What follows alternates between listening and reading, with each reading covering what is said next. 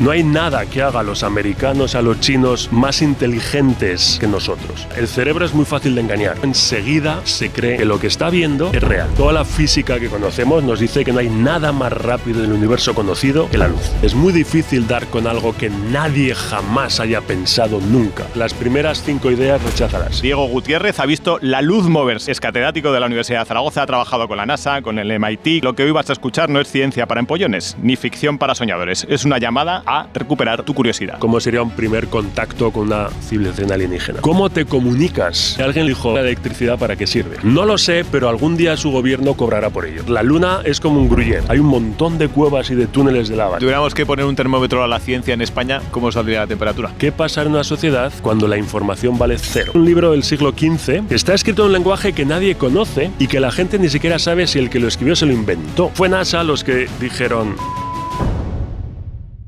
Oye, ¿cómo es eso de ver la luz moverse? Voy a contar la historia de por dónde vino, ¿no? Y luego os explicaré el truco. O sea que hay truco, ya empezamos. La ciencia, más que el truco. Es una historia muy chula porque demuestra algo que voy a insistir mucho durante esta charla. La necesidad de ser curiosos, ¿no? Estaba con otra compañera en el MIT hace ya 10 años y resulta que se iba a cumplir el 50 aniversario de una fotografía muy mítica que había hecho un ingeniero del MIT. Es una fotografía que podéis buscar por internet, se llama La bala a través de la manzana y literalmente es capturó el momento exacto en que una bala atravesaba una manzana y la hacía estallar, ¿no? Claro, es un instante muy preciso que hay que capturar.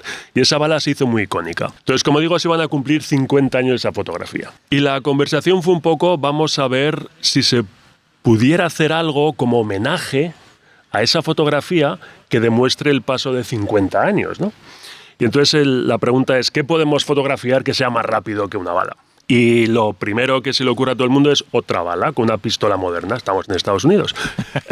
Entonces buscas por internet y ves que efectivamente una bala moderna va a 800 metros por segundo más o menos y la de Edgerton, que es el ingeniero que hizo la fotografía, iba a 300 metros por segundo. Luego es un poquito más rápido, pero no es un homenaje digno de 50 años de ciencia.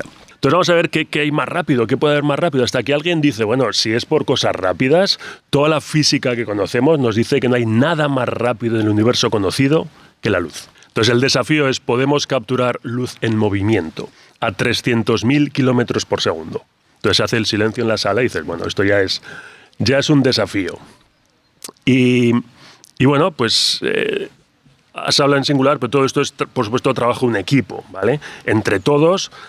El MIT, liderado por el MIT, teníamos la suerte de estar nosotros allí en ese momento, pues te pones a trabajar en ello, ¿no? Y al final conseguimos, efectivamente, mediante un sistema de lo que se llama imagen computacional, que luego puedo contar un poquito más, capturar animaciones de la luz en movimiento. Y esto es importante porque, como digo, la luz va muy rápido, pero no es infinita, va a 300.000 kilómetros por segundo. Esto significa que cuando tú vas al baño y das la luz y te ves en el espejo reflejado, crees que es inmediato, pero no es inmediato.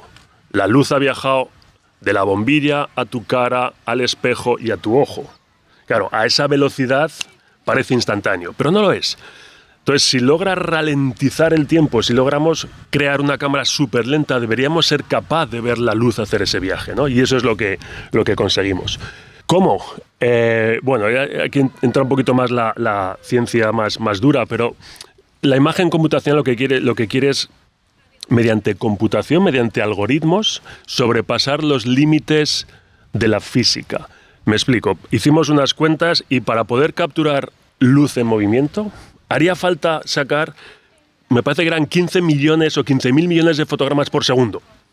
Por muy rápido que le des, es imposible, ¿no? Entonces, eso es físicamente imposible. Tienes dos opciones, decir, vale, hasta aquí hemos llegado, vamos a buscar otra cosa, o a decir, vamos a ver si somos capaces de hacerlo. Y entonces, mediante computación, mediante algoritmos, intentas sobrepasar ese límite físico que te dice que es imposible hacer 15.000 millones de fotografías en un solo segundo. Entonces, lo que logramos es capturar eventos donde efectivamente se ve que un pulso de luz interactúa con una escena. Y es como mágico, porque la luz tiene unas propiedades casi... parece un fluido, ¿no? Es como... Es increíble que esto sea cierto. Es una imagen capturada de lo que está pasando a una velocidad tan rápida que el cerebro no lo puede capturar. ¿Esto es un insight? O sea, ¿lo ves en un momento o es un proceso? Es decir, es un proceso. Eso es que no dices, No, la luz. Es un proceso, sí. Parte de lo que tiene casi todos los algoritmos de imagen computacional, capturas información, la procesas luego y posteriormente ves el resultado. Entonces no lo haces en tiempo real, pero cuando logras ver el resultado es como mágico. Para mí el momento más chulo en toda mi carrera científica, decir, joder, qué cosa más bonita hemos hecho, fue cuando el ejemplo que os he puesto, la imagen en el espejo, vimos cómo se formaba un reflejo en un espejo. Porque no es instantáneo. Tenemos una animación donde primero se ve como hay un muñeco enfrente del espejo y como si fuera un vampiro. No se ve el reflejo, porque la luz no ha llegado todavía. Y luego poco a poco se va formando el reflejo. Eso es magia pura. Y se va formando poco a poco con la estructura, digamos, del cuerpo, pero ¿se va formando de alguna forma en concreto o no? Su reflejo, bueno, pues los fotones que llegan antes, la nariz pues llegaría antes, luego va llegando los pómulos. O sea, se van acercando por distancia. Por distancia, claro. Interesante. Oye, la gente que trabaja en el MIT es más espabilada que la gente que trabaja aquí en España haciendo lo mismo. No. A ver, gente inteligente en todo. Ya era hora de que alguien lo dijera. Fantástico. Copio la frase de Carlos Otín. El talento es el bien mejor distribuido del mundo. Qué bueno. No hay nada que haga a los americanos, a los chinos, más inteligentes, más preparados, más aptos que nosotros. La diferencia es si apuestas por ellos o no. Si les das oportunidades o no. Y aquí es donde igual flaqueamos un poco. Pero en cuanto a talento, antes lo comentábamos a micrófono cerrado, ¿no? Antes, mi grupo de investigación está formado en el 95% por estudiantes de Zaragoza que han pasado por el sistema de educación pública de España y son gente buenísima y ahora están trabajando pues, con el MIT, con la NASA, con Disney, igual que cualquiera. La clave es apostar por ese talento. Y ese viaje que hiciste tú en Estados Unidos y demás, ¿qué te aportó? Ese viaje me refiero de muchos viajes, el viaje de la ciencia me refiero. ¿Qué te aportó? ¿Qué te dio para volver aquí a Zaragoza y hacer las cosas que estás haciendo? Sí, o sea, yo me di cuenta que para dar el siguiente salto en calidad científica, pues tenía que aprender un poco más, ¿no? Salir de mi entorno, salir de mi zona de confort. Entonces, hubo un verano que cogí y me fui yo a la Universidad de San Diego a trabajar con uno que trabajaba en temas relacionados a lo que hago yo, solo para aprender. Estuve 3 meses y me di cuenta de qué es lo que necesitaba, ¿no? para dar ese salto. Es romper un poco con las rutinas. A veces te metes en una zanja mental de esto se hace así porque siempre se ha hecho así y no te planteas que hay otras formas de hacer las cosas. Entonces, saliendo a otros sitios y yendo a los mejores sitios, aprendí de mucha gente. Aprendí qué cosas hacer y qué cosas no hacer. Uh-huh. Y luego al volver a España, porque yo siempre tenía muy claro que quería volver, o sea, yo estuve muchos años yéndome 3-4 meses cada año a una universidad americana distinta, pero quería volver aquí. O sea, que sabía que mi trabajo lo quería desarrollar en Zaragoza, pero iba pillando un poquito de cada, ¿no? Y hay cosas que puedes aplicar en Zaragoza directamente, otras que no, de acuerdo, pero es también parte de saber, con todo el conocimiento que has generado, cómo aplicarlo, cómo modificarlo para tus propias condiciones de contorno. Hablábamos del MIT, pero también has colaborado con la NASA. ¿En la NASA? La NASA es una historia muy chula porque enlaza con lo que he contado antes, ¿no? El cómo logramos fotografiar luz en movimiento, que partió únicamente de una curiosidad científica. Vamos a ver si somos capaces de hacer algo que sea un homenaje a Edgerton. Han pasado 50 años de esta fotografía. Y cuando lo hicimos, pues era en plan, mira, qué chulo, qué guay, qué cosas más bonitas quedan, ¿qué se puede hacer con esto? Pues bueno, sobre todo la gente del MIT empezó a pensar, quizá pudiéramos ver a través de esquinas y, bueno, imagen médica. Pero fue NASA los que dijeron, igual podríamos usar vuestro sistema para ser capaces de mapear las cuevas lunares sin entrar en ellas. Y esto es importante por 2 motivos, ¿no? Para empezar, la Luna es como un gruyère, está llena de cuevas, yo esto no lo sabía, ¿no? Hay un montón de cuevas y de túneles de lava, y hay 2 motivos por el que mapear eso es interesante. Yo diría que 3. 1, porque somos exploradores y nos gusta, ¿no?, mapear y conocer nuestro entorno. Pero luego lo que decían ellos era, si vamos a encontrar vida, algún microbio, algún tal, estará posiblemente congelado en algún rincón muy lejano de una cueva donde nunca jamás llega la radiación solar. Pero sobre todo, siendo un poquito más realistas, es interesante saber qué cuevas lunares son suficientemente grandes para poder en un futuro montar una base espacial. Porque si vamos a tener una base permanente en la Luna, decían ellos, las cuevas nos dan un montón de toneladas de roca que son protección contra los rayos cósmicos, rayos gamma, rayos que son nocivos, ¿no? Entonces, mejor que tenerla en la superficie es tenerla en una cueva. Y por eso tenían ese interés de mapear. Entonces, el desafío era, ¿podría vuestro sistema, que lógicamente funcionaba en un laboratorio, con todo muy preparado, el láser, todo muy medido, todo muy quietito, podríamos montarlo en un satélite y que el satélite orbite la Luna y con vuestro sistema ver a través de las cuevas sin necesidad de mandar un astronauta o un robot? El programa era muy chulo porque era un programa en el que había, en el panel, había hasta un escritor de ciencia ficción muy famoso, Neil Stephenson. O sea, es un programa que tiene NASA de vamos a lanzar ideas locas, vamos a lanzar 100, con una que funcione, compensa todo. Y entonces nosotros éramos una de esas, fuimos pasando ciertos cortes, al final se terminó es un programa que llega hasta donde llega, ¿vale? Si me vas a preguntar si lo hemos conseguido, la respuesta es no, pero estamos mucho más cerca que antes. Claro, o sea, esto no es toma, ya está, funciona, dale al botón y ya tienes las cuevas, ¿no? Hay que hacer todo ese trabajo para que a lo mejor dentro de 5, 10, 15 años podamos hacerlo. Entonces, fue un avance. ¿Cómo surge la primera idea en la ciencia? Es decir, la idea de decir, voy a descubrir algo, voy a intentar investigar algo, voy a intentar... ¿Cómo surge? ¿Cómo surge en vuestro equipo de investigación? No por irnos muy lejos. Yo creo que la clave es unos grandes desafíos a los que nos enfrentamos es mantener la curiosidad. Porque todo surge siempre con una pregunta, ¿no? ¿Qué pasaría si, o cómo es esto, o por qué, lo que sea? Sin esa curiosidad, esa pregunta no surge. Y las ganas de conocerlo, tampoco. Entonces, hay una cosa que...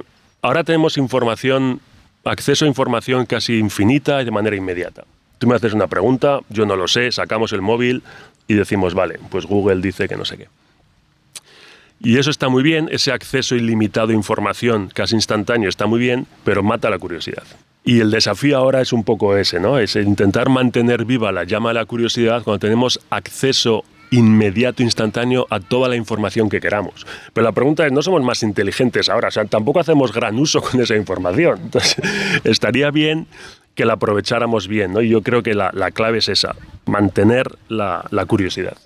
Una entrevista que hicimos a Carlos Suárez, que falleció lamentablemente tirándose, como se había tirado durante cientos de veces desde un paracaídas y tal, y falleció. Una de las entrevistas que hicimos en octubre. Y definía el aventurero, la exploración, como ese punto romántico de saber qué es lo que hay al otro lado. Es decir, yo siempre quiero saber lo que hay al otro lado. Y esto es lo que me da el espíritu para poder investigar. Y eso es clavado, idéntico a ciencia, a investigar. De hecho, Carl Sagan fue el que dijo, somos exploradores. La raza humana somos exploradores. O sea, lo que motivó al primer hombre de las cavernas a salir de su caverna donde estaba muy cómodo era pensar, ¿qué hay al otro lado de esa montaña? ¿Hay un valle mejor? ¿Qué pasa si hago esto? ¿No? Entonces, efectivamente, esa curiosidad sirve, claro, tanto para físicamente al explorador como para nosotros en investigación, que sea una especie de exploración un poco más, más científica, pero es el mismo principio el que nos mueve.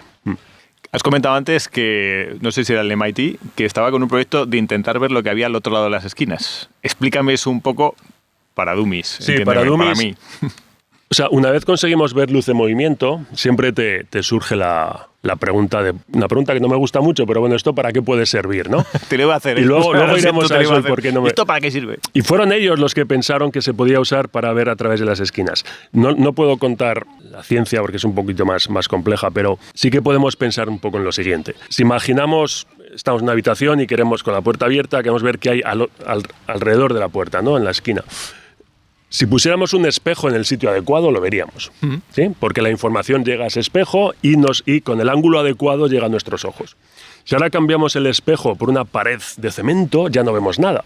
Pero no porque la información no haya llegado a esa pared, sino porque esa pared es incapaz de transmitírnosla a nosotros de manera coherente.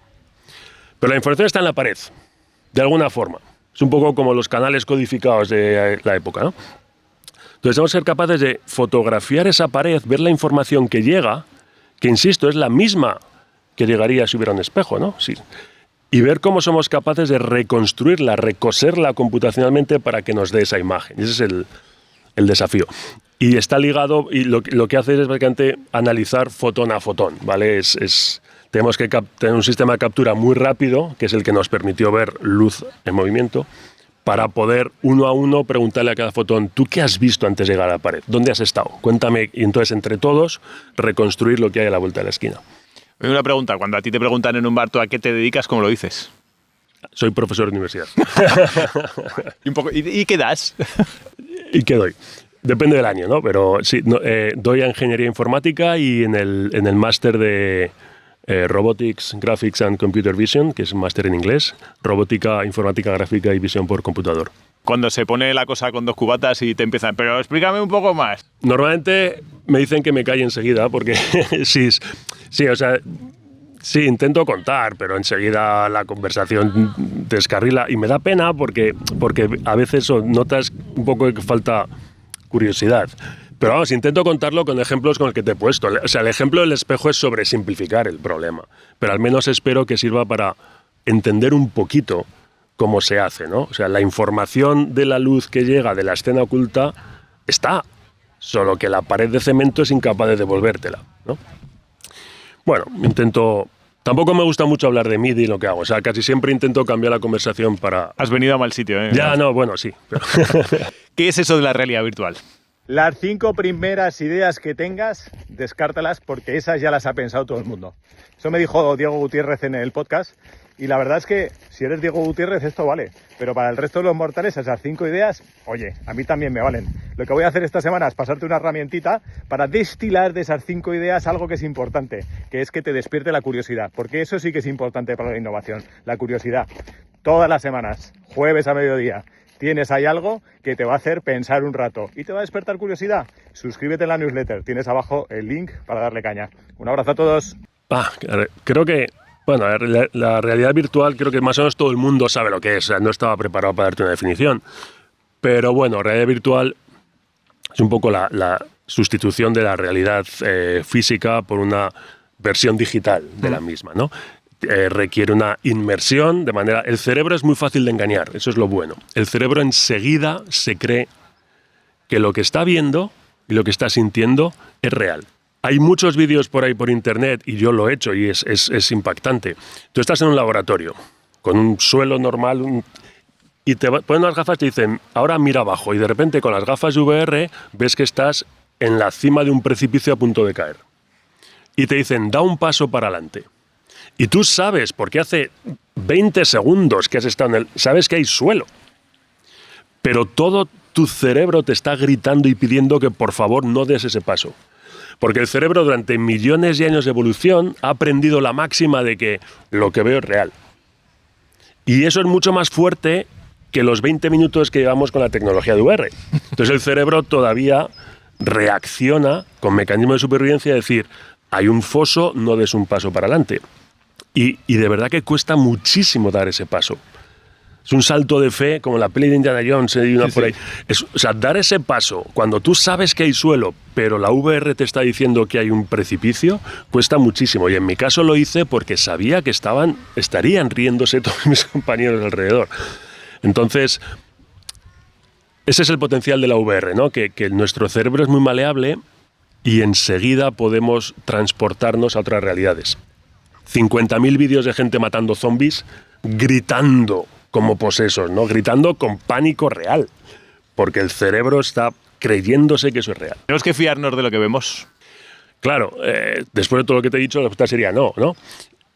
Pero incluso fuera de VR, la percepción humana ha evolucionado con el objetivo de mantenernos vivos, ¿vale? Y para eso ha tomado una serie de atajos, de decisiones, y vemos lo que vemos, pero pensad, por ejemplo, que en el espectro de la luz solo vemos lo que llamamos luz visible, que es un cachito muy, muy, muy pequeñito. No vemos infrarrojos, ultravioletas, no vemos radio, no vemos...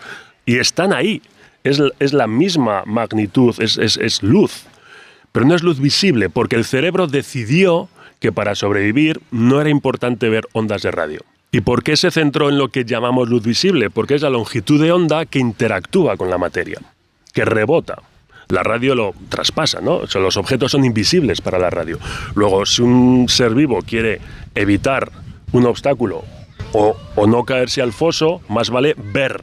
Necesita un sistema visual que le permita entender dónde están las cosas. La radio no te hace eso, ¿vale? Entonces, eso es un ejemplo, una decisión de nuestra percepción. Con lo cual, las cosas son como las vemos porque no podemos verlas de otra forma, pero si ahora capturamos aquí ondas de radio, la realidad sería muy distinta. ¿Sí? No te voy a preguntar por el futuro, decir, dentro de 20 años esto para qué servirá, pero en los últimos 20 años, ¿para qué ha servido? O sea, toda esta investigación en cuanto a la realidad aumentada, a la realidad virtual, ese tipo de cosas, ¿para qué han servido y qué están siendo ahora útiles en el día a día? Vale, aquí es donde voy a aprovechar para contarte. Hay una anécdota que me gusta mucho y es Faraday en 1831 estaba en una feria de ciencia en Londres. Y enseñó unos motores eléctricos, las primeras cosillas que se movían con electricidad, pues daban vueltas, hacían prum para un lado para otro. Y alguien le dijo, vale, muy curioso, pero ¿esto la electricidad para qué sirve? Buena pregunta, ¿eh? Y Faraday dijo, no lo sé, bueno, se dice que dijo, no lo sé, pero algún día su gobierno cobrará por ello. La electricidad. La pregunta fue, ¿esto para qué sirve? La electricidad. Hay muchos ejemplos en la historia similares. La electricidad me parece el más impactante porque ahora imaginad un mundo sin electricidad. Imaginad si Faraday hubiera dicho, ya, es verdad, no sé, vaya chorrada, voy a hacer otra cosa. Entonces, lo primero que quiero dejar claro es que cuando alguien genera conocimiento, eso es útil de por sí. Einstein, cuando hizo su efecto cuando descubrió el efecto fotoeléctrico y todo esto, él no pensaba en GPS, cuando desarrollaba sus teorías de la relatividad. Ahora, el GPS que tenemos vive de la teoría de la relatividad de Einstein. Maxwell, cuando No voy a preguntar sobre esto, no voy a profundizar porque no. Maxwell, cuando juntó las ecuaciones de electricidad y magnetismo, no estaba pensando en monitores de ordenador, en televisores. Y no tendríamos nada de eso si no hubiera desarrollado Maxwell esa teoría. Entonces, todo conocimiento, recuperando tu pregunta, en los últimos 20 años es útil porque es útil. Porque es bueno, porque nos acerca, nos expande. ¿Habrá una tecnología desarrollada en base a ese conocimiento? A veces es fácil de prever, a veces no tanto. De nuevo, el ejemplo de Einstein, o sea, pregúntale a Einstein por un GPS, hubiera dicho, ¿qué? ¿No? En nuestro caso, si volvemos, por ejemplo, a mirar a través de las esquinas, que igual es el ejemplo más... Tiene muchísimas aplicaciones que ya se están explorando en conducción, por ejemplo, coches autónomos o coches conducidos por gente, ¿no? O sea, ahora los coches ya tienen unos sistemas que si se cruza alguien de repente, frenan automáticamente. Pues imaginad en un futuro no muy lejano que el coche, cuando vas a girar una calle, supiera si hay un niño cruzando o algo mal aparcado, ¿no? Y también te supiera avisar. Imagen médica. Ahora mismo hay muchos procedimientos médicos que son muy invasivos, requieren meter una cámara por el cuerpo humano hasta llegar al punto que el médico quiere ver, el tumor, la herida, lo que sea.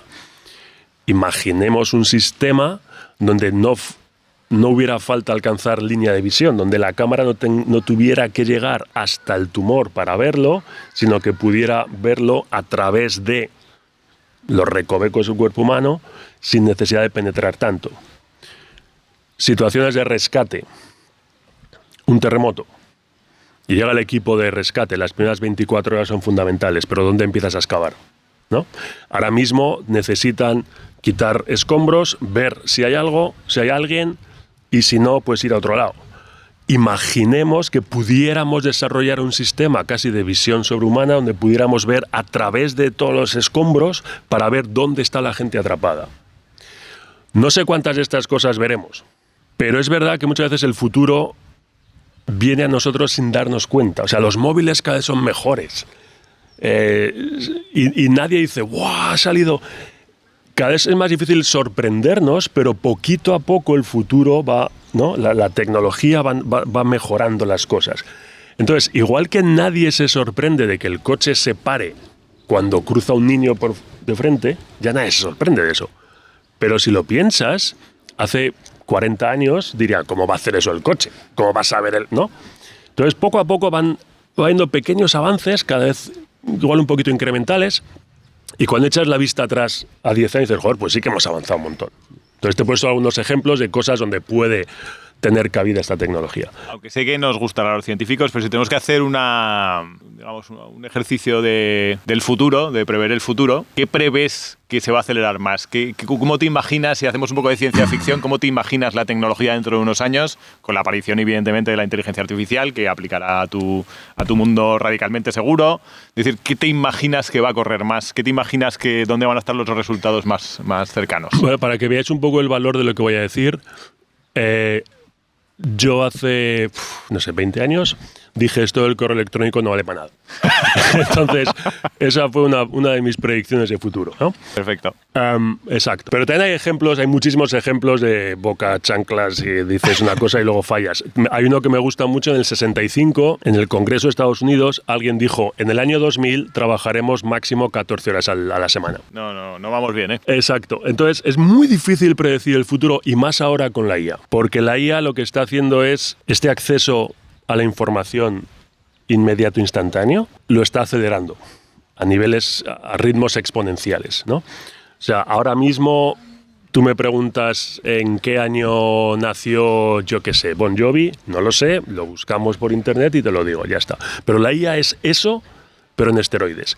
Ahora llegará un momento en que podamos decir, diséñame la órbita de entrada a Saturno de una nave con estas características. Y tú y yo, que de Saturno sabemos justo cómo se escribe, Pero habla por ti. le preguntaremos a una IA y nos dará una órbita, sin necesidad de haber estudiado astrofísica. Entonces, para mí lo más fascinante es pensar qué pasa en una sociedad cuando la información vale cero. Ahora mismo, cuando vamos a un abogado, le pagamos porque sabe mucho de leyes. Él sabe argumentar, sabe cómo posicionarse, sabe qué decir, sabe qué no. Un ingeniero cobra cuando diseña, o un arquitecto cuando diseña un puente o lo que sea, porque ellos saben de cargas, de tensiones. Pero ¿qué pasa cuando todo ese conocimiento está al alcance de un móvil, igual que ahora le puedes preguntar al móvil cuándo nació Bon Jovi?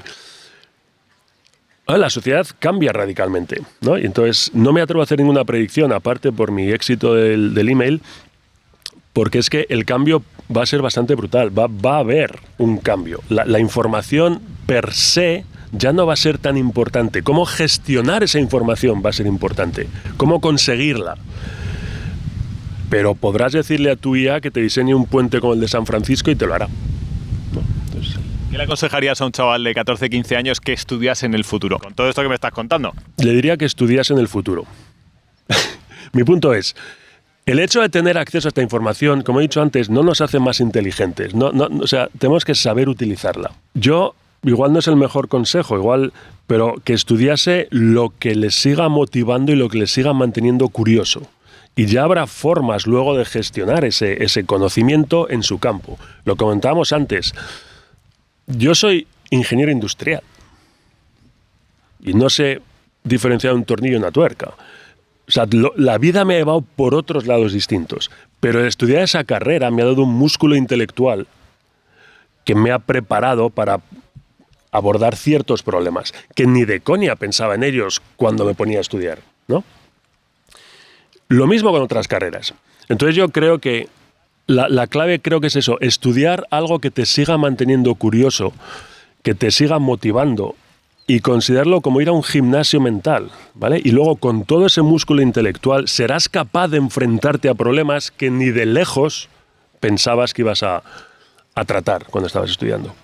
Le pregunté a Jorge Barredo, que es un experto en innovación y mejora continua, ese tipo de cosas, y le preguntaba, ¿cómo ves el futuro de los trabajos para los próximos 20 años? Me dijo, yo creo que cualquier trabajo que se pueda explicar va a desaparecer. Yo no, prefiero que no sea así. Para empezar, soy profesor. ¿Y se puede explicar? Claro. Espero que no sea así. O sea, yo creo que todavía el factor humano entiendo lo que quiere decir, porque básicamente lo que ha hecho es parafrasear un poco más condensado lo que llevo yo diciendo estos últimos 5 minutos, ¿no? Es verdad que muchas cosas van a desaparecer, muchos trabajos. Pero creo que todavía, y más de aquí a 20 años, aspectos como la creatividad humana, que la creatividad no es más que la combinación novedosa de ideas ya existentes normalmente. Es muy difícil dar con algo que nadie jamás haya pensado nunca. Lo chulo, lo creativo es combinar ideas, decir, joder, pues cojo esto, y... ¿no? Yo creo que eso todavía va a seguir existiendo, pero es que estamos en un momento que puede pasar cualquier cosa, ¿vale? O sea, puede irse la cosa para un lado o para otro. Va a haber mucho cambio en los trabajos. Tienes razón que obviamente van a cambiarse más los trabajos donde las cosas requieran acceder a información, que comparado con trabajos más manuales de montar un coche en una cadena de montaje. Pero creo que va a haber un cambio de cómo se gestiona eso. O sea, no creo que vayan a desaparecer, sino que van a cambiar. No sé exactamente cómo. ¿Cómo fue el viaje de la ciencia a la ciencia ficción? ¿Cómo te dio por escribir? ¿Cómo empezaste a escribir? ¿Cómo fue la idea del primer libro? ¿Fue una idea que, o sea, tipo Newton, manzana, o fue un proceso? O sea, mi interés por la ciencia vino a través de los libros. Entonces yo siempre he leído mucho. Y me encantaba leer a Isaac Asimov. Y leí un montón de Isaac Asimov, ciencia ficción pura. Y a partir de ahí fue un poco mi pasión por la ciencia.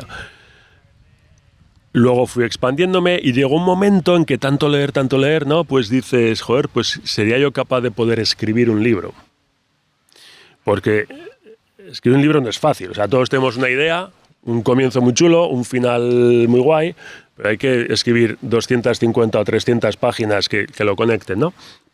Entonces es un poco un desafío. Es decir, voy a ver, soy capaz de escribir solamente porque siempre me ha gustado muchísimo leer. Y leo todo lo que puedo. Y una vez dije, vale, voy a hacer este desafío, a ver si puedo escribir. Pensé, ¿qué tipo de libro escribo? Y la primera opción que pensé fue ciencia ficción. Es un poco como lo evidente. Pero precisamente porque quería que no fuera lo evidente, hay una cosa que le digo siempre a mis alumnos y es, las primeras 5 ideas recházalas. Sobre cualquier tema, porque son las mismas que ha pensado todo el mundo, ¿no? Es una buena teoría. Entonces, es decir, las 5 primeras, fuera. Sí, y muchas veces se lo anticipo y otras les hago que vengan con ideas y luego digo, vale, pues ni una de esas, las siguientes. Entonces, sí, pues lo fácil a lo mejor para mí, con mi contexto, hubiera sido escribir ciencia ficción, pues dije, no, voy a ver. Y entonces acabé pensando que voy a escribir un libro para, el primero que escribí, La mansión del acantilado, que sea para todos los públicos, a partir de, yo qué sé, pues 8 o 10 años, pero legible por adultos, cuando los adultos solamente queremos una historia que nos entretenga, ¿no? Porque hay muchos libros que te hacen pensar, muchos libros que te enseñan, y a veces que solo quieres sentarte en un sofá y que te entretengan contándote una historia, ¿no? Entonces, esa es la historia que quise contar. ¿Y de qué va la historia de La última mentira de Zacharias Wilde? La última mentira es diferente, porque cuando acabé La mansión del acantilado, me costó 3 años y pico escribirlo. Porque escribes a ratos, tengo un trabajo. Y cuando acabé, pues fue un poco síndrome de posparto, es decir, oye, ¿ahora qué hago con todo este tiempo? Ya no estoy escribiendo. Entonces, un día, corriendo por el parque, se me ocurrió, dije, bueno, igual puedo escribir una historia corta para resetearme un poco yo, ¿no? Y entonces se me ocurrió corriendo por el parque. Un entorno así, un pueblo misterioso, donde llega un buhonero con una extraña mercancía. Y ese buhonero se enfrenta, verbal, intelectualmente, al alcalde, que tiene al pueblo un poco agarrado así con cierta malicia. Y quería explorar ese enfrentamiento entre el buhonero y el alcalde. Y entonces lo tuve en el cajón, porque era una historia que escribí para mí, para resetearme, para decir, vale, pues ya llevo 3 años escribiendo La mansión, voy a escribir otra cosa. Y un día le dije a la editora Marina de los libros Gato Negro, oye, te la mando. Y ella le gustó y dijo, podemos hacerlo como libro ilustrado.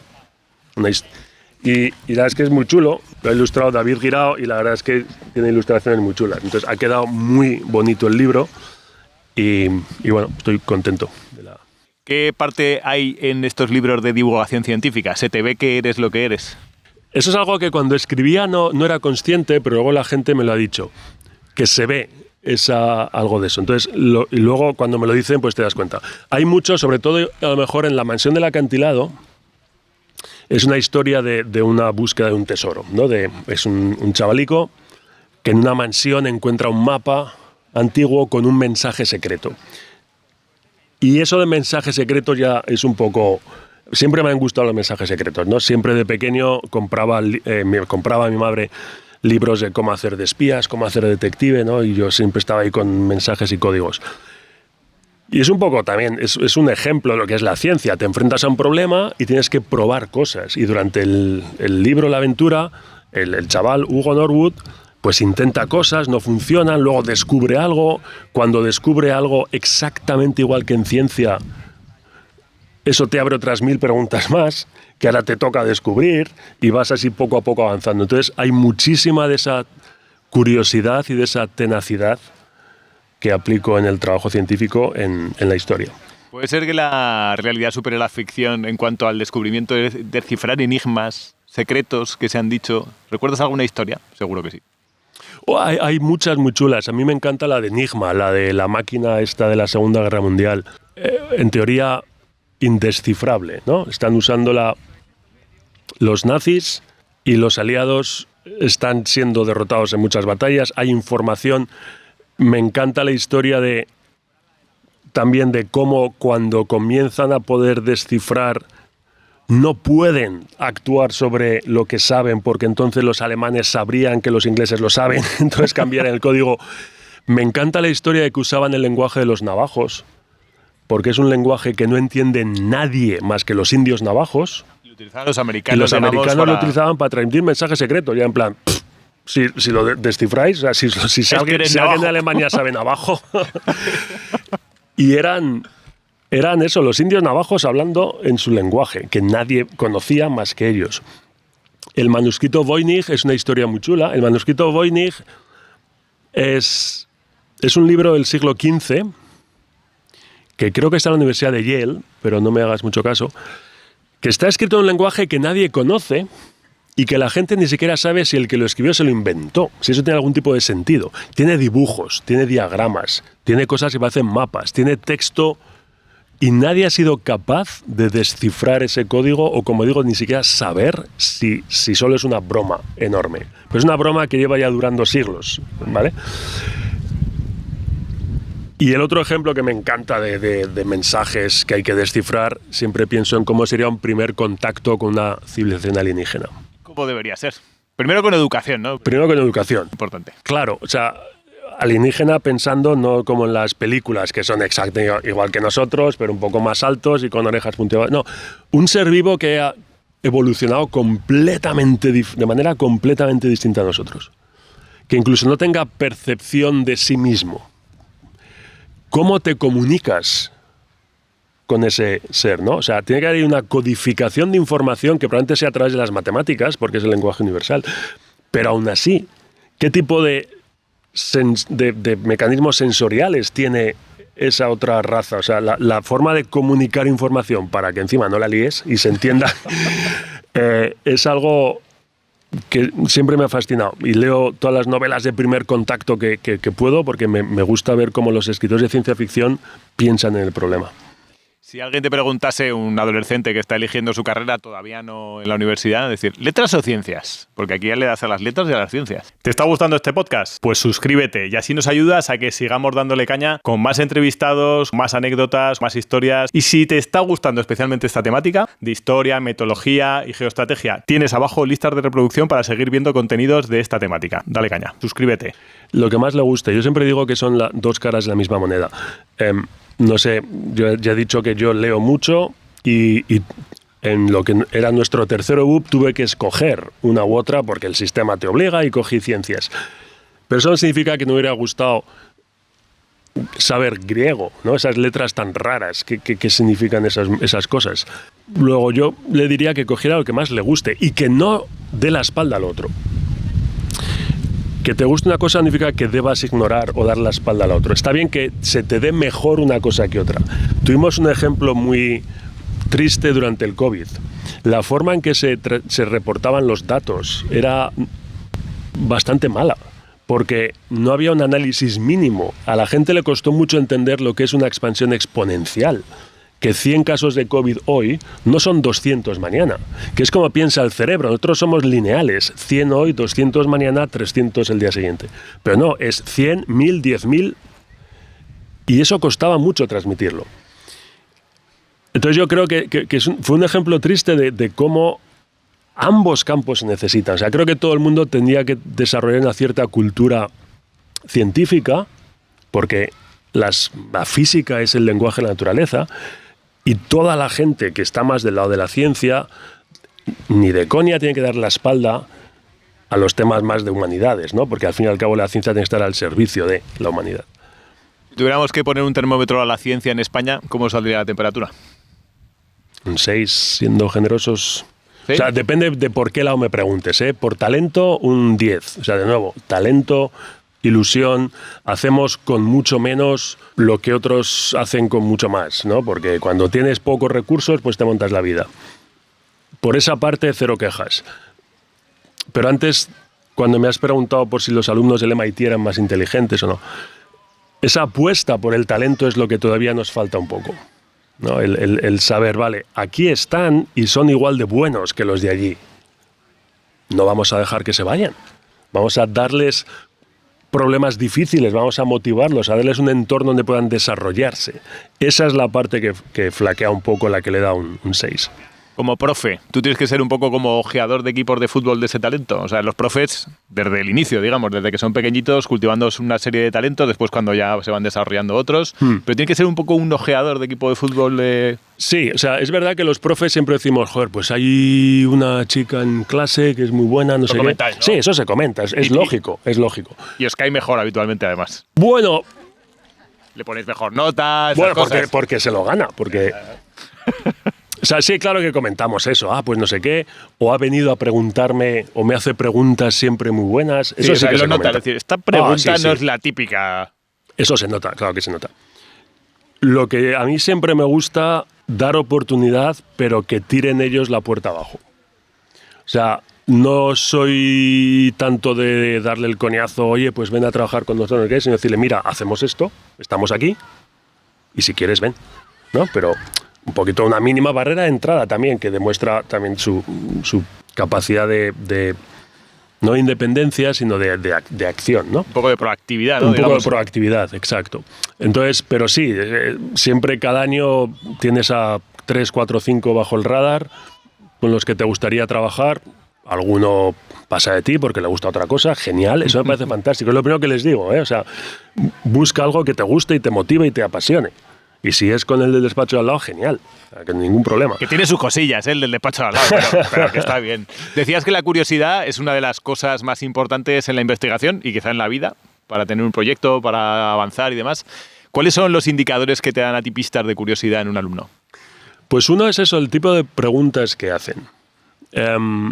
Porque muchas veces cuando das una clase, a veces hasta dejas cosas medio colgando a ver si alguien las pilla para que te pregunten, ¿vale? Sí, plan, bueno, esto no hace falta explicarlo, no es fundamental, no lo voy a explicar, pero no me digáis que no tenéis curiosidad por saber esto. Y si alguien va preguntando, esa es la forma un poco que vas viendo su curiosidad. Y luego, bueno, también vas trabajando con ellos, cada vez en proyectos, pero normalmente es un proyecto fin de carrera. Luego a lo mejor pues hacen el máster, pues la problemática se va complicando y un poco vas viendo. Y ellos también te ven a ti, ¿eh? O sea, a veces a lo mejor el chaval o la chica dice, no me gusta trabajar con este. Bueno, pues no pasa nada. ¿Cómo ves todo esto que estás viendo en la inteligencia artificial y la generación de imágenes, que te tocará de cerca seguramente, y que muchas imágenes son fake? ¿Cómo ves tú ese acercamiento? Ha pasado de ser divertido, ahora empieza a ser un poco problemático. Creo que fue en 2023, hace 4 días, cuando salió una imagen del Papa vestido con una especie de chubasquero blanco muy pomposo, parecía un rapero. Sí, es verdad. Y eso fue hace 2 años y pico. Y dijimos, wow. Claro, entonces ahora la capacidad de generar imágenes que sean indistinguibles de una imagen real existe. Y como toda tecnología, se puede hacer un uso malo de ella, ¿vale? Entonces, que la tecnología exista está bien, que se haga un uso malo no está tan bien. Sí que sé que las grandes empresas, por ejemplo Adobe en Estados Unidos y o Google, los gobiernos están trabajando en formas de hacer que toda imagen generada por una IA, por ley, tenga que tener algún tipo de marcador oculto en los metadatos, algo que lo diga, ¿vale? Porque si no, claro, plantearos qué pasa si nada de lo que ves, nada de lo que escuchas, sabes si es real o no. Es un problema. Ahora mismo podemos intuirlo, pero dentro de nada va a ser completamente indistinguible. Entonces hace falta regular eso con cuidado. Y ojalá estas empresas y estos gobiernos se pongan de acuerdo para que todo el mundo, ante la duda, pueda saber si ha sido generado por una IA o no. Otro invitado comentaba que él estaba mucho en redes sociales, concretamente en LinkedIn. Dice, ahora encontrar un post de LinkedIn que esté escrito sin la IA es casi imposible. O sea, él proponía poner un punto rojo cuando lo has escrito tú, cuando has escrito tal, para dar valor y hacer algo genuino. Sí, y aquí estamos en el problema, creo, de comodidad. Es más cómodo que te lo haga ChatGPT. Oye, hazme una respuesta correcta para declinar una oferta de trabajo. Y te lo hace. Es cómodo, sí, pero lo cómodo no es necesariamente lo mejor. Porque, bueno, creo que es evidente, ¿no? Yo siempre pongo el ejemplo de ir al gimnasio. Ir al gimnasio, joder, pues tienes que ir, tienes que cansarte, tienes que sudar, tienes que... Pero eso es mejor que estar todo el día en un sofá. Es menos cómodo, pero es mejor. Y con esto pasa un poco lo mismo, o sea, va creando una dependencia y cada vez eres como menos capaz de hacerlo tú solo. Y creo que eso es muy malo. Y yo creo que estaría bien que de alguna forma también efectivamente se viera si los textos son generados o no por una IA. No me parece mal que al final se establezca socialmente que está bien que ciertos correos, por ejemplo, por centrarnos en el tema de correos o LinkedIn, ciertas cosas que respondes un poco automáticamente todos los días, bueno, pues si hay una IA que pudiera hacer eso, pues genial, porque no hay una conexión humana entre la otra persona y yo, es únicamente un intercambio de información muy austero, muy árido. Si puedo, yo tengo que responder demasiados correos al día. Si pudiera en algún momento dado quitarme unos cuantos, pero hay otros que no. Y ese es el peligro, efectivamente. O sea, igual dentro de 20 años nadie piensa como yo ahora, pero yo sí que creo que efectivamente hay un valor en poner el esfuerzo de que seas tú el que pone las palabras juntas y seas tú el que exprese lo que quieres decir y no una inteligencia artificial que va a hacer lo que estadísticamente deberías decir. Y eso creo que es malo porque nos pone a todos, nos uniformiza a todos somos exactamente iguales. Para la investigación se supone que no es bueno, o sea, que decir que haya un vector loco que diga algo que no toca es bueno para la investigación. O sea, de nuevo, la IA es buena y mala según cómo se use. Entonces hay cosas súper buenas de la IA. No se iba por ahí la pregunta, pero por ejemplo, los premios Nobel de Física y Química del año pasado fueron gente que hizo trabajos de inteligencia artificial. Y gracias a AlphaFold, antes entender la estructura tridimensional de una proteína costaba una tesis doctoral de una persona. Esos son 3-4 años de una persona trabajando en cómo cierta proteína, cuál es su estructura 3D, lo cual es útil para terapias génicas, para desarrollar drogas de medicamentos, etc. Con AlphaFold ahora hay 200 millones de proteínas caracterizadas en 3D de dominio público. Y 200 millones son prácticamente la totalidad de proteínas que conocemos. Claro, es un avance impresionante. Luego, cualquiera que diga, la IA es mala en ciencia, joder, ahí tienes un contraejemplo muy potente. Es verdad que se puede utilizar mal, en muchos ámbitos, ¿vale? Pero se trata de intentar no utilizarla mal. Que volviendo a la realidad virtual, ¿se pueden trabajar miedos y traumas con la realidad virtual? Sí, no es lo que hacemos nosotros, pero lo hace mucha gente y es, de nuevo, aprovechar esa capacidad, esa maleabilidad del cerebro para creerse enseguida lo que está viendo, ¿no? Entonces, sí, un ejemplo muy fácil, el que tuviera miedo a las alturas que he puesto antes o el que tuviera miedo a las arañas puede estar en un entorno seguro y el sistema de VR podría pues ir dibujando o animando una araña, luego dos, en el momento en que sus señales biológicas le dijeran al médico que lo está pasando mal, se puede desconectar enseguida, es un entorno completamente seguro. Sí, se utiliza para eso. Lo ha utilizado el ejército americano para estos traumas, ¿cómo se dice? ¿Cuál es la palabra? Síndromes postraumáticos o algo así. Traumáticos, sí, tras la guerra, digamos. Exacto, sí, para volver a... Postraumático. O sea, sí, sirve para muchas cosas porque el cerebro es muy fácil de engañar. Imagínate una cosa, vamos a hacer un experimento de realidad virtual. Te despiertas una mañana, te miras al espejo con el tiempo que lleva que se refleje tu cara y no eres tú, eres el presidente del gobierno. ¿Te imaginas? Un día. Esa sí que no la había Esta venido. no te había avisado. No. ¿Qué es lo primero que cambiarías en ciencia en este país? La financiación a medio plazo. O sea, el problema, yo creo que uno de los problemas fundamentales que tiene la ciencia en este país es que los plazos de la ciencia no coinciden con los plazos políticos. O sea, un político está 4 años en el poder, si tiene suerte 8, pero realmente para que algo de ciencia cuaje, suele necesitar más de 4 años, sobre todo si es algo importante. Todos los políticos, digamos que el que siembra no cosecha, porque para cuando sale la cosecha, él ya se ha ido. Y creo que eso ralentiza mucho la apuesta de los políticos por la ciencia. Ellos quieren hacerse la foto inaugurando el pantano y haciendo, ¿no? Entonces, que fueran capaces de entender que no es cuestión de ponerse la medalla, sino que entre todos, si todos apostáramos por eso a más medio-largo plazo, da igual quién esté en el poder en el momento en que algo surja, es trabajo de todos. Creo que hay suficientes casos en el mundo que los países más desarrollados suelen ser los que más apuestan por esto, ¿no? Por la ciencia y por la investigación.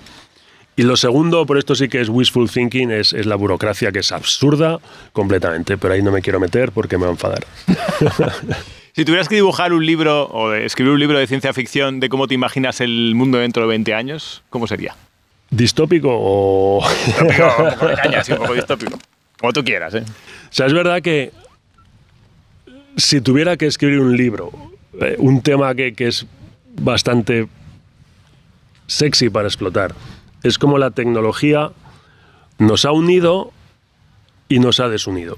O sea, ahora es muy fácil hablar por Zoom, mandar mensajes, da igual donde estés, en qué parte del mundo. Yo hay proyectos de investigación que he hecho de pe a pa sin haber visto en persona al otro investigador de Corea o de Estados Unidos, ¿no? Todos son reuniones virtuales.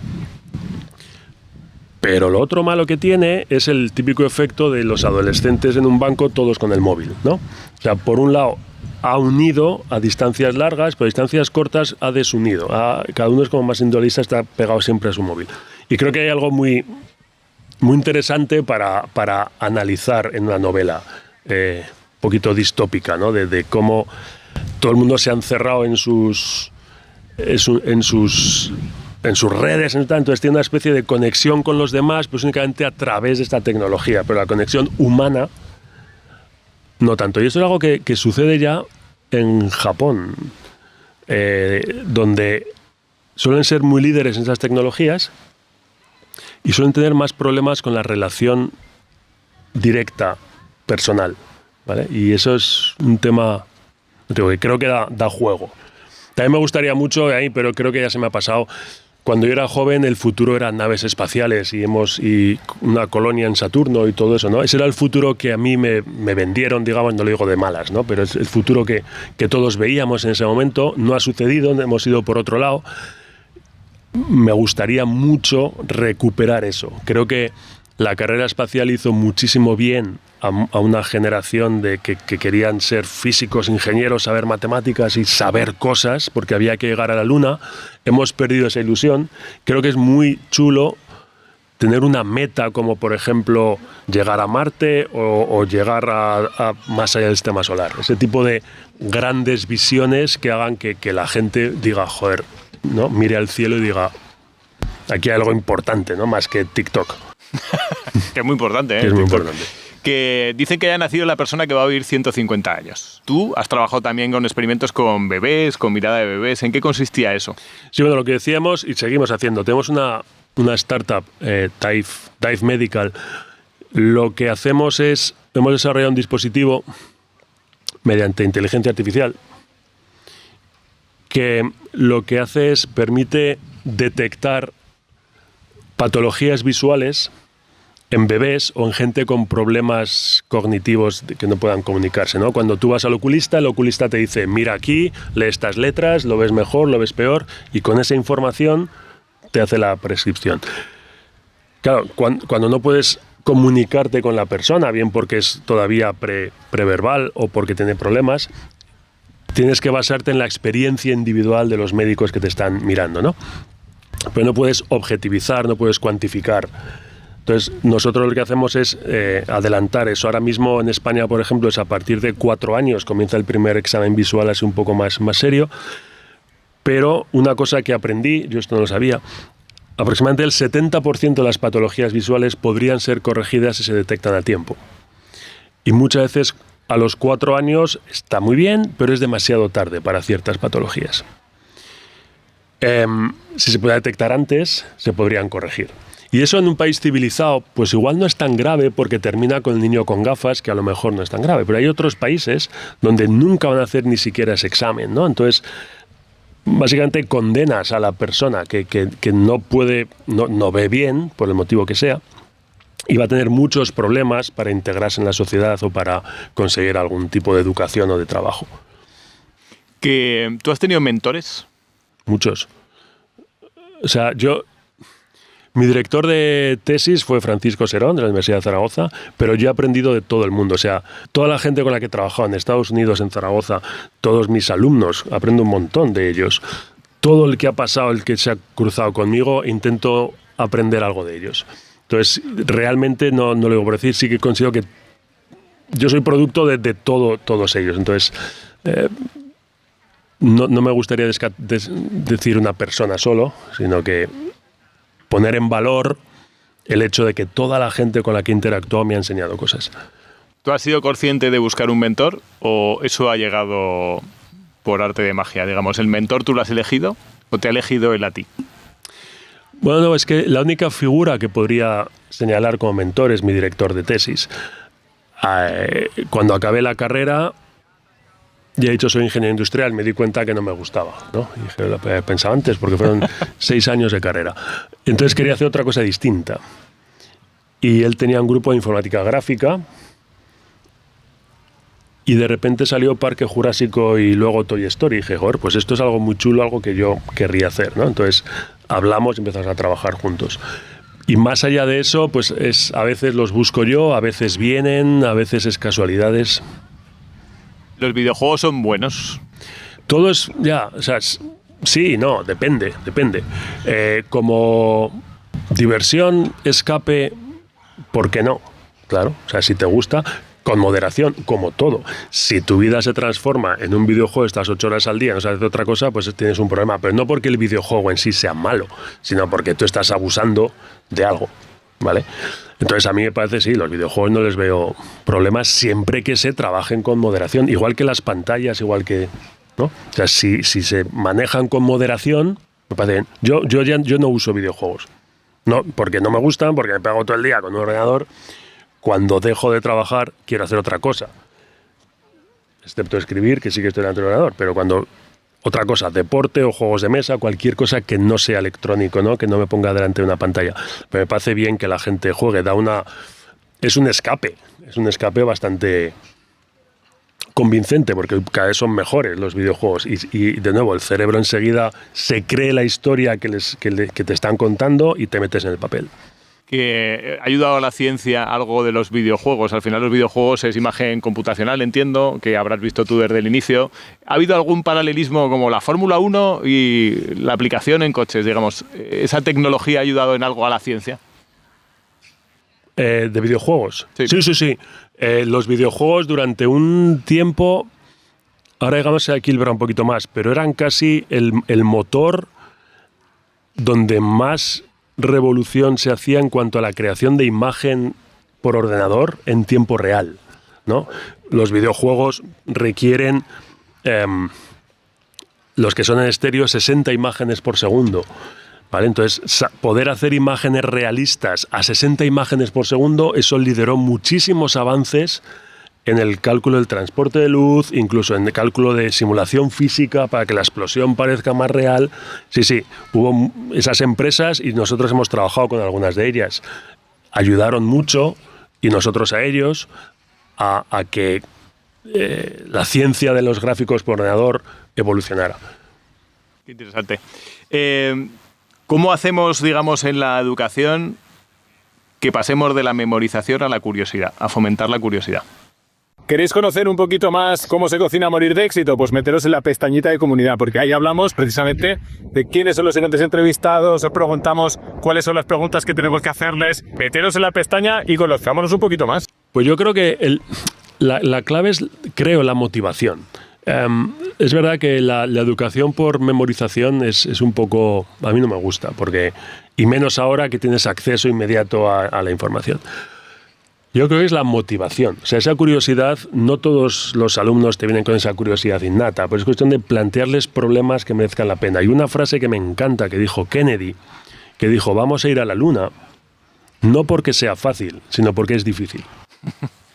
Es una frase que repito mucho y parafraseo, ¿no? La necesidad de plantear problemas difíciles, no problemas fáciles.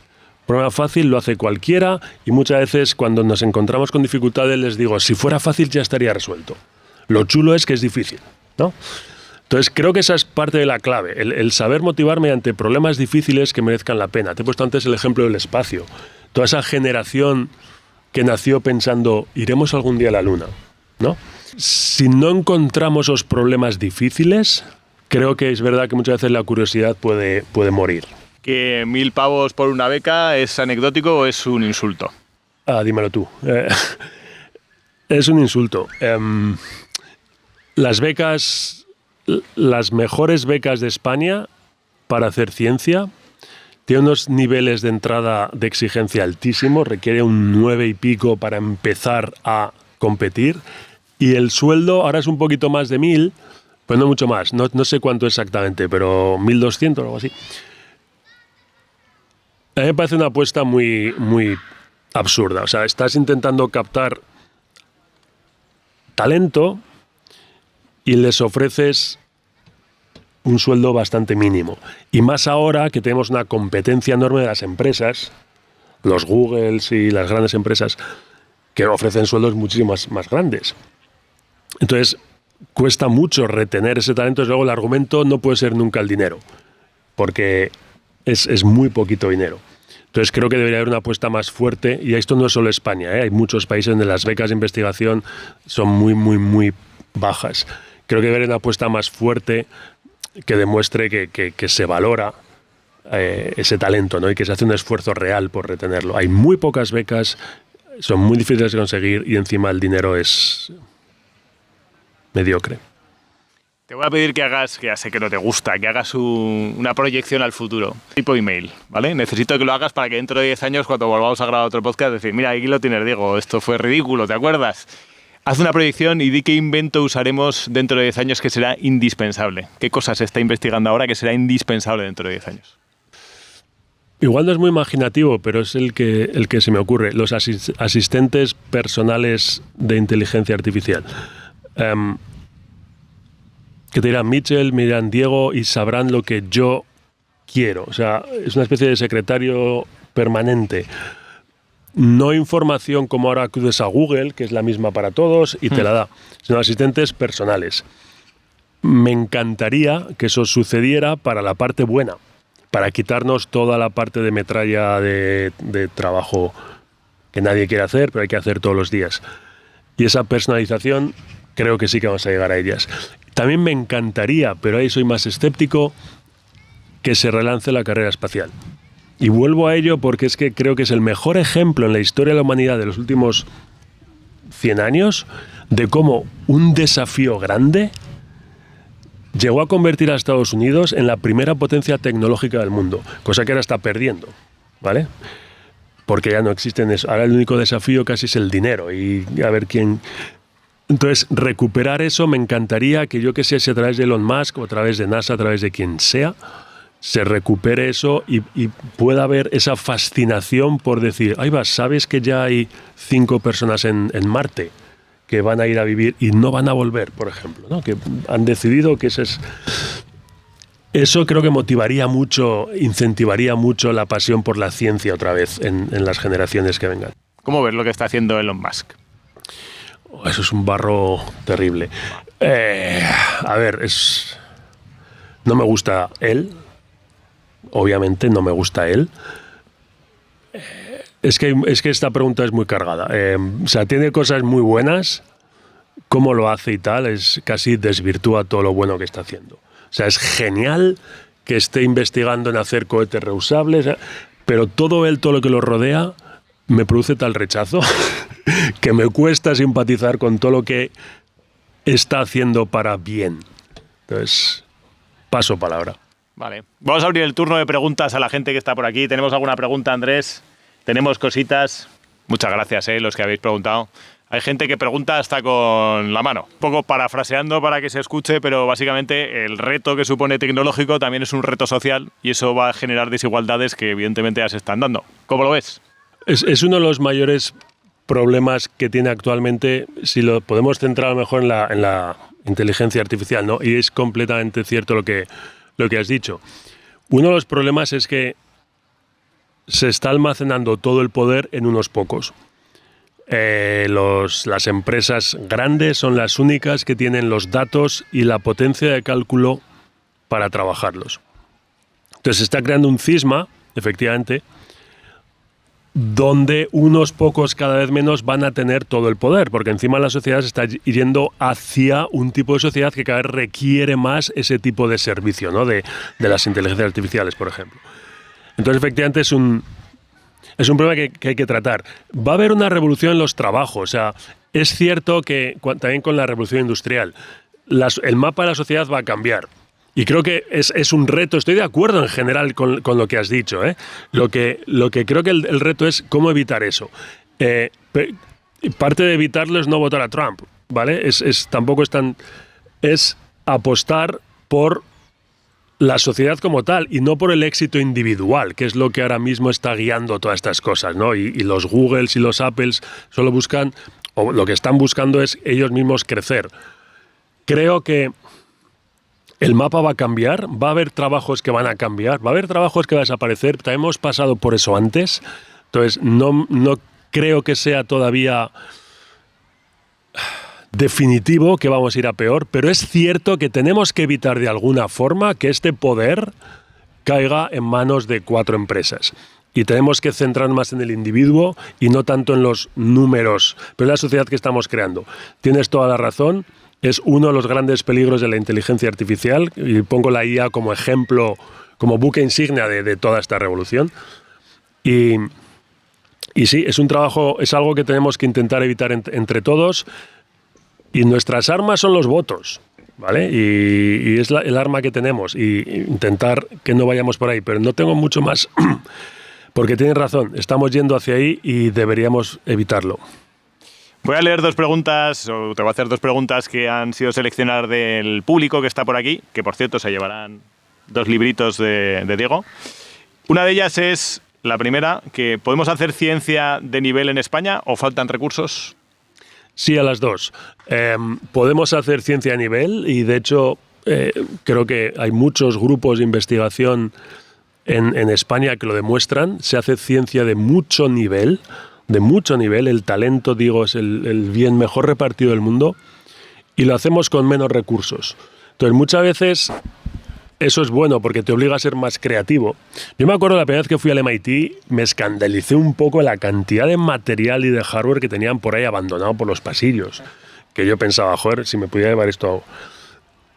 Pero, o sea, lo uno no quita al otro. Se puede hacer ciencia así, tenemos el talento, lo haríamos un poquito mejor si tuviéramos más recursos. Y aquí vuelve a entrar la apuesta como sociedad por la ciencia. No es algo que deberíamos hacer. Creo que deberíamos intentar crear una sociedad científicamente más culta y eso comenzaría a realimentar un poco, ¿no?, el panorama político, el discurso político, que a mí me encantaría que en vez de tantos Sálvamés y tantos programas de este estilo hubiera más programas de ciencia, ¿vale? Y crear una sociedad, como digo, científicamente más culta.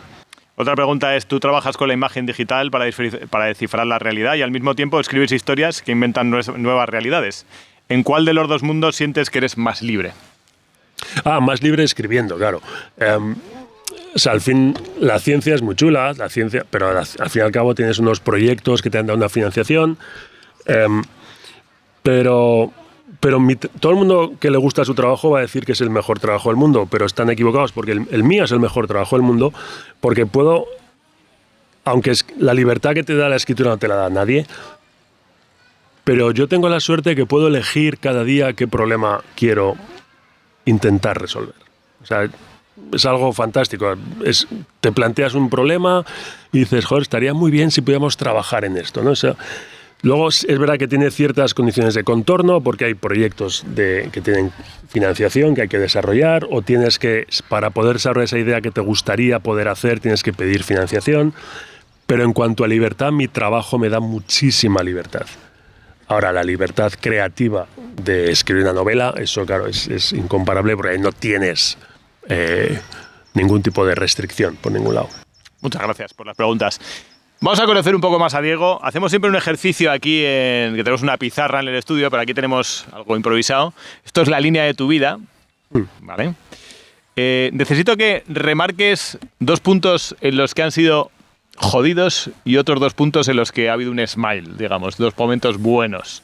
Si tuvieras que pensarlos un poquito, ¿dónde los colocarías? Ojo, recordatorio, todos los domingos a las 4 de la tarde tenemos una nueva entrevista de Morir de Éxito, con historias sorprendentes del éxito, con gente que ha encontrado su propósito a través de planes de acción y medidas reales. Nada de cuentos, no te lo pierdas. Pues tengo la suerte que los puntos jodidos me va a costar encontrarlos. Eso es bueno. Porque no tengo mucha suerte en la vida, la que lo dices. Para que veáis lo absurdo, uno de los momentos más así que recuerdo, pero para que veáis lo absurdo de ello, es cuando a los 37 tuve que dejar de jugar al baloncesto por la espalda. No, me acuerdo que eso me fastidió en su momento, pero vamos, que ese sea mi mayor problema. Entonces, no tengo momentos. Sí que es verdad que yo estuve ingresado de pequeño en el hospital infantil con fiebre reumática, estuve 15 días ingresado y claro, tenía 6 añitos o algo así, aún me acuerdo, eso fue un poco. Pero vamos, son cosas. Y cosas felices o cosas. Una está relacionada con lo que hablaremos luego. Yo me acuerdo mucho de a los 10, 12 años de la serie Cosmos. O sea, yo me acuerdo mucho de la fascinación que me producía ver todas las semanas el capítulo de Cosmos y cómo eso me decía, hostia, ¿cómo puede haber todas esas estrellas, todos esos planetas? ¿Cómo puede ser algo tan chulo, no? Y el otro momento de mi vida así guay es que creo que haría toda una línea continua, porque una cosa que valoro mucho es que no he perdido a mis amigos del colegio, ¿no? Y yo valoro mucho las relaciones personales. Y muchas veces hablo con gente, y más cuando viajas por ahí a Estados Unidos, una sociedad mucho más individualista y además pues se mueven más, y es muy raro en otras sociedades que mantengan esos amigos, ¿no? Nosotros seguimos viéndonos todavía. Y yo eso lo valoro muchísimo. Y no es un momento concreto, pero a veces echas la vista atrás y es increíble que lleve 45 años viendo a esta gente. Y no nos hayamos cansado todavía. Y no se me hace pesado. Y no se me hace pesado. Hay una amiga que dice, no te fíes de alguien que no tenga amigos de más de 20 años. No de más de 20 años de edad, sino de antigüedad. Pues eso. Es un poco igual. Siempre pedimos a la gente que viene al podcast que traiga un objeto con el que se sienten identificados o significa algo para ellos. ¿Tú qué has traído, Diego? Pues lo acabo de mencionar. He traído el libro de Cosmos de Carl Sagan. No sé si lo conocéis o no. La serie se echó en el año 80. Y era, claro, la época en la que o veías el capítulo o nunca jamás en tu vida volverías a verlo ever, porque se echaba una vez, yo no tenía vídeo y ya está. Entonces, claro, era un evento casi religioso, ¿no? Ir a ver este. Y 2 años después sacaron el libro, y me acuerdo que con 12 años fui a comprarlo. Y vamos, me acuerdo, es eso, la fascinación que me producía, la música, que a veces me la pongo todavía en YouTube, me pongo la música del comienzo de Cosmos porque es como casi, no sé, le tengo muchísimo cariño. Creo que fue mi primer, en ese momento no lo sabía, pero mi primer contacto con la ciencia, sabiendo que me iba a gustar ser científico, fue gracias en gran parte a la serie Cosmos y a este libro que luego leí de Carl Sagan. Aquí siempre hacemos una dinámica que es dar un consejo al siguiente entrevistado que no conocer de nada. Entonces tú vas a recibir uno de Rubén Espinosa, que es un entrenador de fitness que tuvo un bajón personal y profesional y después se convirtió en la verdad del fitness. Es decir, el fitness de verdad, para qué es, la nutrición qué es. Y de un consejo que es el siguiente, que te lo daba a ti, que no te conocía, hay que mantenerse fiel a unos principios, aunque tengas que decir que no, porque habrá mejores principios. Si dices que no, al final van creciendo tus principios. ¿Qué te parece?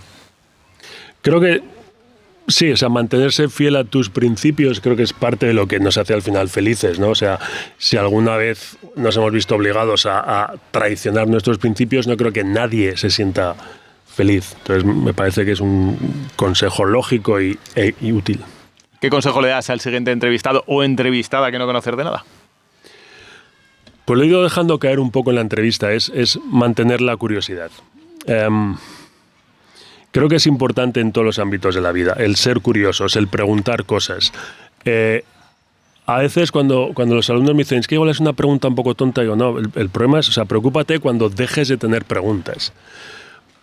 Esa curiosidad es para mí la chispa, el motor de en todo lo que uno haga. O sea, el que haga cosas de yo qué sé, de fisioterapeuta, por ejemplo. Pues tener la curiosidad de cómo puedo hacer una recuperación más rápida, el que trabaje en ciencia, el explorador que me ponías antes de ejemplos, ¿no? La curiosidad para mí es la chispa de todo y no deberíamos perderla. Ese es mi consejo, mantente curioso. Esto se llama morir de éxito. ¿Qué es el éxito para Diego? O sea, no creo que haya una definición de éxito que se pueda aplicar a todos los casos. Yo soy una persona muy social, en el sentido en que valoro mucho los aportes a la sociedad, ¿no? Valoro mucho todo lo que es público. Me encanta decir siempre que yo me he educado en un sistema público y me encanta pensar que estoy intentando devolver algo a la sociedad. Para mí el éxito, por ejemplo, a nivel profesional, en mi caso, el éxito sería avanzar la ciencia de manera que otros puedan seguir construyendo sobre ella. No tanto crear un aparato que funcione para algo, sino avanzar el conocimiento para que otros puedan seguir progresando. Incluso con los alumnos, ¿no? Pues el poder motivarles, captarles en el buen sentido, ofrecerles un entorno en el que ellos puedan desarrollarse, ¿vale? Es como contribución social. Incluso el éxito personal creo que tiene que ir asociado a esa contribución social. A mí no me interesa el éxito de una persona, que no hay un solo beneficiado, que es esa persona, ¿no? Creo que el éxito tiene que tener un scope, un ámbito más social. Entonces, todo lo que sea aportar y mejorar la sociedad creo que es éxito. A medio largo plazo, ¿qué prefieres, un fracaso o un éxito? Se aprende mucho más de los fracasos, hasta el punto de que no me gusta llamar los fracasos, sino parte del proceso ¿no? O sea, no conozco a nadie que todo lo que haya hecho le haya salido bien a la primera. Es parte del proceso. Entonces, muchas veces lo que llamamos fracaso tiene una connotación un poco más negativa, pero es necesario. Entonces, no me preocupan los fracasos. Siempre, eso sí, lo que digo es comete errores nuevos. Toda la gente que trabaja conmigo estamos siempre diciéndolo y yo insisto mucho. Los errores son bienvenidos, son parte del proceso. Ninguno de nosotros ha aprendido a andar de bebé sin caerse. Es la forma que tiene el cerebro de entender que el pie tiene que estar un poquito más adelantado y el brazo un poco... Sí. Entonces, ese tipo de cosas son necesarias. Se aprende muchísimo más que sean fracasos nuevos. No cometas el mismo 2 veces, entonces ya hay problemas. Investigación es importante no tener fracasos, de hecho. Tener fracasos es importante. Claro, de nuevo, es que es imposible avanzar sin tener fracasos. Lo malo es que esos fracasos no cubican, no dan crédito al investigador. O sea, uno puede estar, para conseguir algo necesitas enfrentarte a muchos fracasos, pero son parte del proceso. Pero es verdad que no saca, en ciencia no se suele sacar rendimiento de esos fracasos, ¿no? No puedes publicarlos, no puedes... Entonces es un poquito una contradicción, pero es necesario. No hay que desanimarse ante un fracaso. Significa que tu problema es difícil. Y de nuevo, si fuera fácil ya estaría resuelto, ¿no? No es un problema interesante. Aquí en Morir de Éxito nos encanta practicar la gratitud, con lo cual te doy las gracias por haber venido al programa.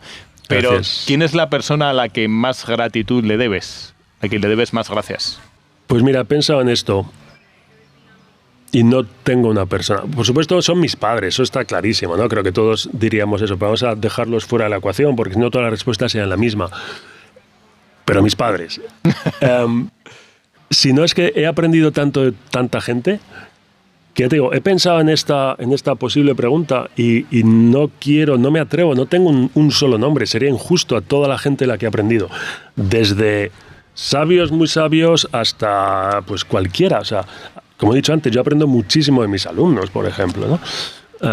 Entonces, tengo que dar las gracias a toda la gente que se ha tomado el tiempo para explicarme cosas, para hablar conmigo o para contarme sus puntos de vista, porque de verdad no es solo una frase hecha, he aprendido muchísimo de todos ellos.